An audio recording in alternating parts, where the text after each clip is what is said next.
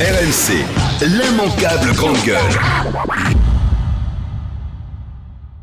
Aujourd'hui, on est passé à l'état d'urgence, ça tape fort dans les saisies d'armes, ça tape fort dans les fermetures de mosquées. On a des grandes administrations comme la RATP et d'autres qui disent on a des foyers aujourd'hui de radicalisation. J'ai posé la question, ils ne savent pas.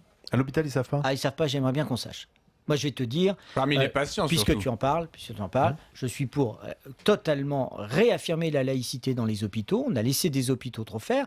Il y a des hôpitaux, je pense notamment à Avignon, où une fois par semaine, il y a un incident parce qu'il y a évidemment un type bien barbu qui arrive avec sa femme en niqab et qui exige d'être examiné par une femme médecin et ça pose des altercations, souvent violentes d'ailleurs.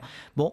On a ces problèmes-là. J'ai posé la question, on doit savoir s'il y a des fiches S et qui sont avec des fiches S dans les hôpitaux. Je me pose toujours la question de savoir pourquoi le prêcheur des frères Kouachi était là au bon moment, le jour de l'attentat de Charlie Hebdo, au-dessus des urgences de la Pitié-Salpêtrière, là où probablement, s'ils avaient été blessés, ils seraient arrivés. Et qu'est-ce qu'il faisait là ? Et on n'a jamais su.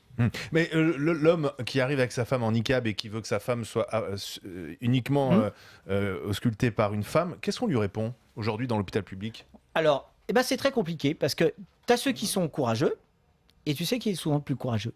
Les personnels. C'est-à-dire les infirmières, les aides-soignantes qui montent au créneau et qui disent « il n'en est pas question, un médecin est un médecin, il est ni femme ni homme, il est médecin.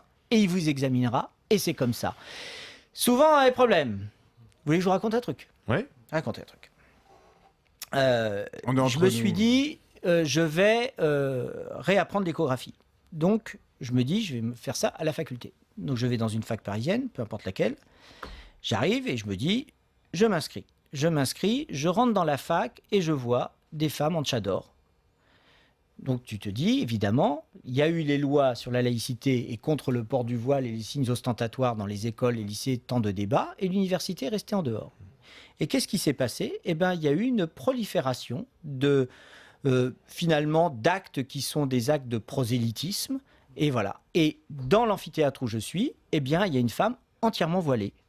Et donc, évidemment, vous imaginez avec le psychotraumatisme que j'ai, je m'en suis inquiété. J'ai dit, on sait qui c'est. Oui, c'est une femme qui s'est radicalisée, qui est française pure souche et qui s'est radicalisée en quelque temps.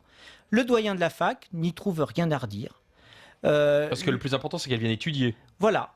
Et elle vient étudier avec toute sa parure. Et donc, j'ai été obligé de me retirer de l'enseignement. Ah bon ? Oui. Parce que impossible à protéger parce que c'est l'université. Voilà.